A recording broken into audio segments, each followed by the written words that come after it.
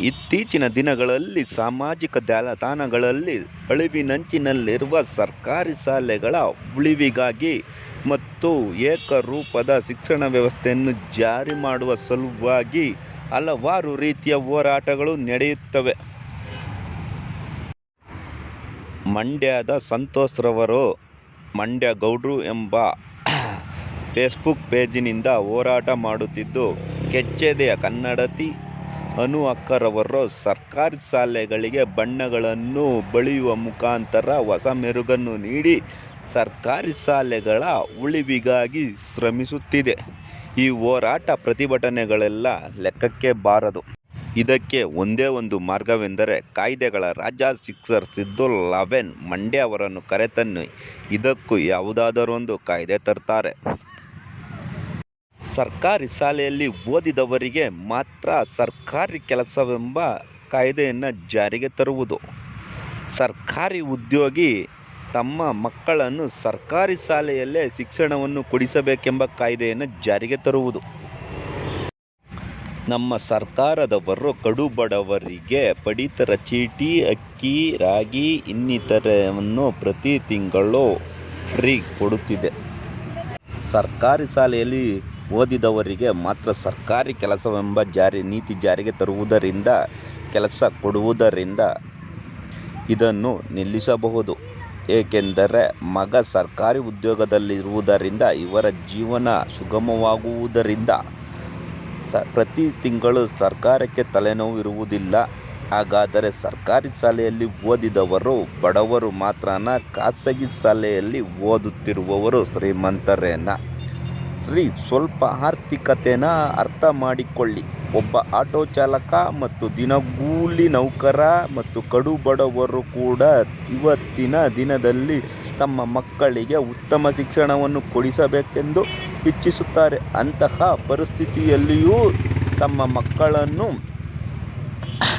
ಸರ್ಕಾರಿ ಶಾಲೆಗಳಲ್ಲಿ ಓದಿಸುತ್ತಿದ್ದಾರೆಂದರೆ ಅರ್ಥ ಮಾಡಿಕೊಳ್ಳಬೇಕಾದ ಸೂಕ್ಷ್ಮವಾದ ವಿಚಾರ. ಮಾಡಲಿಕ್ಕೆ ಸರ್ಕಾರಿ ಉದ್ಯೋಗವೇ ಬೇಕು. ತಮ್ಮ ಮಕ್ಕಳಿಗೆ ಸರ್ಕಾರಿ ಶಿಕ್ಷಣ ಬೇಡ. ಒಬ್ಬ ಸರ್ಕಾರಿ ಶಿಕ್ಷಕನಾಗಲು ಪರೀಕ್ಷೆಯನ್ನು ಬರೆದು ಅದರಲ್ಲಿ ತೇರ್ಗಡೆಯಾಗಿ ನಂತರ ಶಿಕ್ಷಕರಾಗಲು ಅರ್ಹರೆಂದು ಸರ್ಟಿಫಿಕೇಟ್ ಕೊಡಲಾಗುತ್ತದೆ. ಹಾಗೆ ಡಾಕ್ಟರ್ ಆಗಲು MBBS ತೇರ್ಗಡೆಗೊಂಡು ಸರ್ಟಿಫಿಕೇಟನ್ನು ಪಡೆದುಕೊಳ್ಳಬೇಕಾಗುತ್ತದೆ. ತೇರ್ಗಡೆಯಾಗದವರನ್ನು ಅನರ್ಹರೆಂದು ತೀರ್ಮಾನಿಸಿ ಅವರಿಗೆ ಸರ್ಟಿಫಿಕೇಟ್ ಕೊಡುವುದಿಲ್ಲ. ಆರೋಗ್ಯ ಹದಗೆಟ್ಟಾಗ ಅರ್ಹರಾದ ಡಾಕ್ಟರ್ ಹತ್ತಿರ ಹೋಗುವವರು ಶಿಕ್ಷಣದ ವಿಚಾರದಲ್ಲಿ ಖಾಸಗಿ ಶಾಲೆಯನ್ನು ಆಯ್ಕೆ ಮಾಡಿರುತ್ತಾರೆ. ವಿಪರ್ಯಾಸವೆಂದರೆ ಸರ್ಕಾರಿ ಶಿಕ್ಷಕರು ತಮ್ಮ ಮಕ್ಕಳನ್ನು ಖಾಸಗಿ ಶಾಲೆಯಲ್ಲಿ ಸೇರಿಸಲು ಇಚ್ಛಿಸುತ್ತಾರೆ. ಆದರೆ ಅದೇ ಖಾಸಗಿ ಶಾಲೆಯಲ್ಲಿ ಪಾಠ ಮಾಡುವ ಶಿಕ್ಷಕರು ತಮ್ಮ ಮಕ್ಕಳಿಗೆ ಸರ್ಕಾರಿ ಶಿಕ್ಷಣವನ್ನು ಕೊಡಿಸುತ್ತಾರೆ. ಇದಕ್ಕೆ ಎರಡು ಕಾರಣಗಳಿವೆ.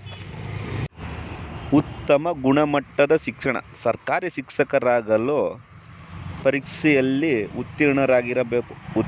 ಉತ್ತಮರಿಂದ ಕಲಿತರೆ ಉತ್ತಮರೆಂಬ ಹುಚ್ಚು ಕಲ್ಪನೆ.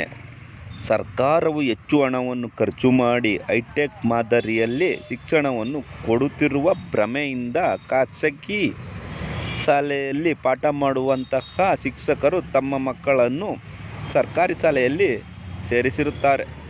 ಎರಡನೇದು ಪರಿಸ್ಥಿತಿ. ಖಾಸಗಿ ಶಿಕ್ಷಕರಿಗೆ ಬರುವ ವೇತನ ಕಡಿಮೆಯಾಗಿರುವುದರಿಂದ ಜೀವನವನ್ನು ಸಮತೋಲನ ಮಾಡಲು ಸರ್ಕಾರಿ ಶಾಲೆಯಲ್ಲಿ ಉಚಿತ ಶಿಕ್ಷಣಕ್ಕಾಗಿ ಸೇರಿಸಿರುತ್ತಾರೆ. ಹಾಗೆಯೇ ಸರ್ಕಾರಿ ಶಾಲೆಯ ಶಿಕ್ಷಕರು ತಮ್ಮ ಮಕ್ಕಳನ್ನು ಖಾಸಗಿ ಶಾಲೆಯಲ್ಲಿ ಸೇರಿಸಲು ಎರಡು ಕಾರಣಗಳಿವೆ. ಉತ್ತಮ ಗುಣಮಟ್ಟದ ಶಿಕ್ಷಣ.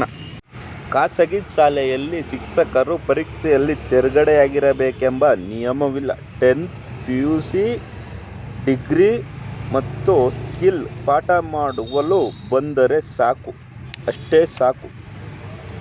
ಇವರುಗಳು ಉತ್ತಮವಾಗಿ ಪಾಠ ಮಾಡುವುದರಿಂದ ಖಾಸಗಿ ಶಾಲೆಗಳಿಗೆ ಸರ್ಕಾರಿ ನೌಕರರು ಹೆಚ್ಚು ಒಲವನ್ನು ಮಾಡಿ ತಮ್ಮ ಮಕ್ಕಳನ್ನು ಖಾಸಗಿ ಶಾಲೆಯಲ್ಲೇ ದಾಖಲಾತಿಯನ್ನು ಪ್ರಾರಂಭಿಸುತ್ತಾರೆ. ಎರಡನೆಯದು ಪರಿಸ್ಥಿತಿ. ಸರ್ಕಾರಿ ಶಿಕ್ಷಕರಿಗೆ ವೇತನವು ಸ್ವಲ್ಪ ಜಾಸ್ತಿ ಬರುವುದರಿಂದ ಸಾಮಾನ್ಯನಂತೆ ಜೀವನ ನಡೆಸಿ ದುಡ್ಡು ಮಾಡಬೇಕೆಂದು ತಿಳಿಯದೆ ತಮ್ಮ ಮಕ್ಕಳ ವಿದ್ಯಾಭ್ಯಾಸದಲ್ಲಿ ಹೂಡಿಕೆ ಮಾಡಿ ಸ್ವಲ್ಪ ಕಮ್ಮಿ ಮಾಡುವುದಾಗಿದೆ.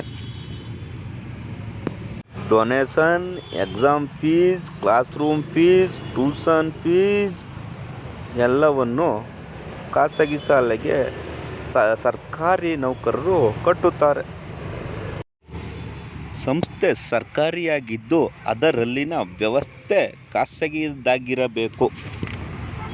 ಉದಾಹರಣೆ, ಸರ್ಕಾರಿ ಶಾಲೆಗಳಲ್ಲಿನ ಶಿಕ್ಷಕರಿಗೆ ರೂ. 60,000 ಸಂಬಳ ನೀಡುತ್ತದೆ ಸರ್ಕಾರ. ಅದೇ ಖಾಸಗಿ ಶಾಲೆಗಳಲ್ಲಿನ ಶಿಕ್ಷಕರಿಗೆ 12,000 ಸಂಬಳ ನೀಡುತ್ತದೆ ಖಾಸಗಿ ಶಾಲೆಗಳು. ಅದೇ ರೀತಿ ಮಹಾತ್ಮ ಗಾಂಧಿ ಉದ್ಯೋಗ ಖಾತರಿ ಯೋಜನೆಯಲ್ಲಿ ದಿನಕ್ಕೆ 290 ದಿನಕ್ಕೆ 8 ಗಂಟೆಗಳ ಕಾಲ ಕೆಲಸವನ್ನು ಪಡೆಯಲಾಗುತ್ತದೆ. ಅದೇ ರೀತಿ ಖಾಸಗಿಯ ಒಂದು ಇನ್ಶೂರೆನ್ಸ್ ಸಂಸ್ಥೆಯಲ್ಲಿ 10 ಜನ ಕೆಲಸ ಮಾಡುತ್ತಿದ್ದಾರೆ ಎಂದುಕೊಳ್ಳಿ. ಅವರಿಗೆ ತಲಾ 12,000 ತಿಂಗಳಿಗೆ 1,20,000 ಅದೇ ಸರ್ಕಾರಿ ಶಾಲೆಗಳಲ್ಲಿನ ಶಿಕ್ಷಕರಿಗೆ 60,000 ಎಂದುಕೊಳ್ಳಿ.